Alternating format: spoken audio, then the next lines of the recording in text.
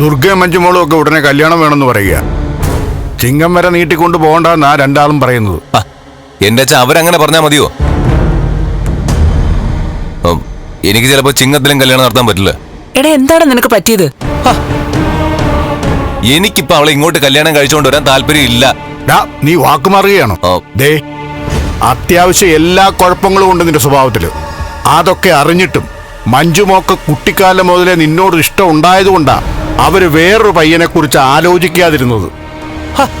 അതിന് ഞാനിപ്പോ അവളെ കെട്ടുന്നില്ല എന്നൊന്നും പറഞ്ഞില്ലല്ലോ.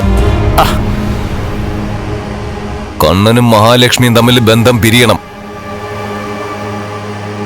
അത് കഴിഞ്ഞ് ഞാൻ മഞ്ജുവിനെ ഇങ്ങോട്ട് കൂട്ടിക്കൊണ്ടുവരുന്ന നല്ലത്. എടാ, അവര് തമ്മിൽ അങ്ങനെ പെട്ടെന്നൊന്നും ബന്ധം പിരിയാൻ പോകുന്നില്ല. അങ്ങനെ പോകുന്നില്ലെങ്കിൽ രണ്ടിനെ രണ്ടാക്കാൻ മറ്റെന്തെങ്കിലും മാർഗം കണ്ടെത്തണം നമ്മള്.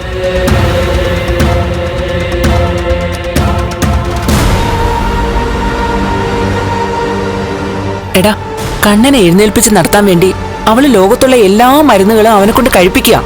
അതിന് ഫലം കാണാതെ വരുമ്പോ അവൾ അവന്റെ ജീവിതത്തിൽ നിന്ന് എന്നേക്കുമായി പൊക്കോളൂടാ. അങ്ങനെ പോകുന്ന ഒരു പെണ്ണല്ല മഹാലക്ഷ്മി എന്ന് നിനക്കെന്താ എത്ര ഉറപ്പ്? ഇവന് നേരത്തെ അവളെ അറിയാവുന്ന വാമേട്ടാ തോന്നുന്നത്. അറിയത്തില്ല എന്ന് ഞാൻ പറഞ്ഞോ? അവളെ എനിക്ക് നേരത്തെ അറിയാവുന്നതുകൊണ്ടാ അവളുടെ സ്വഭാവം ശരിയല്ലെന്ന് എനിക്ക് ഉറപ്പിച്ച് പറയാൻ കഴിയുന്നത്. കല്യാണത്തിന് മുമ്പ് നീ അവളെ കണ്ടിരുന്നെങ്കിൽ കല്യാണം നടക്കത്തില്ലായിരുന്നടാ. പറഞ്ഞിട്ട് ഒരു കാര്യമില്ല. പെണ്ണ് കാണുന്ന ദിവസം അവളാണ് പെണ്ണെന്ന് നേരിയ ഒരു സൂചന പോലും എനിക്ക് കിട്ടിയില്ലല്ലോ. ഇനിയിപ്പോ എന്തായാലും അവളുടെ കാര്യത്തിൽ ഒരു തീരുമാനം ഉണ്ടാക്കിയിട്ട് മതി കല്യാണം. എടാ, അത്രത്തോളം ദുർഗയും മഞ്ജു ഒന്നും കാത്തിരിക്കുമെന്ന് എനിക്ക് തോന്നുന്നില്ല. അവര് പറയുന്ന പോലെ ഇപ്പൊ കല്യാണം നടത്തിയാ എന്തെങ്കിലുമൊക്കെ നിനക്ക് കിട്ടും. അതെ, കല്യാണം വൈകിപ്പോയാ പിന്നെ അവര് തരുന്നത് വാങ്ങിക്കേണ്ടി വരും.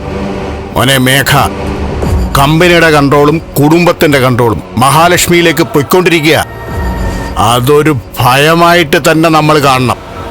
അതുപോലെ കണ്ണന്റെ ഇപ്പോഴത്തെ അവസ്ഥയിൽ മാറ്റം വരുത്തില്ല എന്നൊന്നും പറയാൻ പറ്റത്തില്ല. നിനക്കറിയാവല്ലോ സീമന്തിനി, ഇതിനു മുമ്പ് നല്ല ചികിത്സ അവന് കിട്ടിക്കൊണ്ടിരുന്നത്. അന്നൊക്കെ മരുന്ന് മാറ്റിയും മരുന്ന് കൊടുക്കാതിരുന്നും അവനെ വീൽ ചെയറിൽ തന്നെ ആക്കിയത് ദുർഗയുടെ മിടുക്ക. അന്ന് സഹായത്തിന് ഞാനും ഉണ്ടായിരുന്നു. അതെ, എന്നാലിപ്പോ മഹാലക്ഷ്മിയുടെ നിരീക്ഷണത്തിന് അവനുള്ളത്. അവൾ പോയി കണ്ട ഡോക്ടറും അത്ര നിസ്സാരക്കാരനല്ല. അയാൾ കൊടുക്കുന്ന മരുന്ന് കഴിച്ച് കഴിച്ച് അവന്റെ കാലുകൾ ചെറുതായി ചലിച്ചു തുടങ്ങിയാ പിന്നെ മുരടിച്ചുപോയ ജീവിതവും നല്ല നിലയിൽ ചലിക്കാൻ തുടങ്ങും. അങ്ങനെ വന്നാ പിന്നെ അവിടം കൊണ്ട് തീരും നമ്മുടെ പ്രതീക്ഷകൾ.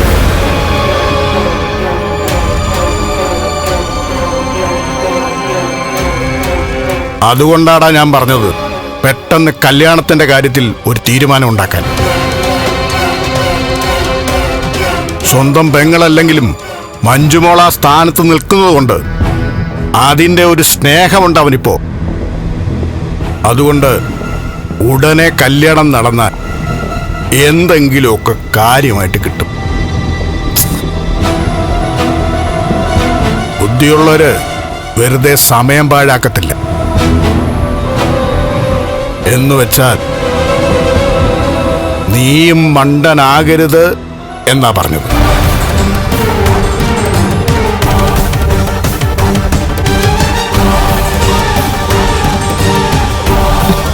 സമയത്തും കാലത്ത് കല്യാണം കഴിച്ച് അവളെ കൂട്ടിക്കൊണ്ടുവരാൻ നോക്കടാ.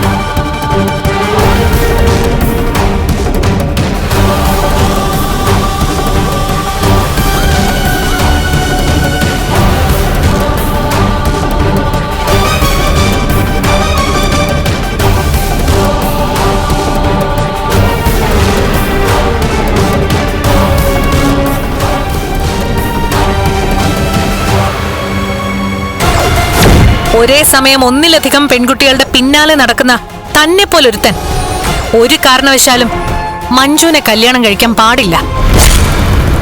കല്യാണം വേണ്ടാന്ന് മഞ്ജുവോ മഞ്ജുവിന്റെ അമ്മയോ പറയില്ല. താൻ പറയണം എനിക്ക് ഈ കല്യാണം വേണ്ടാന്ന്.